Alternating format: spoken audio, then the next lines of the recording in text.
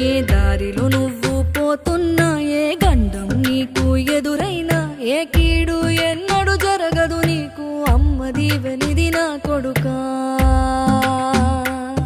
ఈ దిక్కులు నీతో కదిలేను, ఆ చుక్కలి దిష్టి తీసేను, ఏ గాలి ధూళి సోకదు నిన్ను, అమ్మ దీవెనిది నా కొడుకా. ఏ పిడుగుల చప్పుడు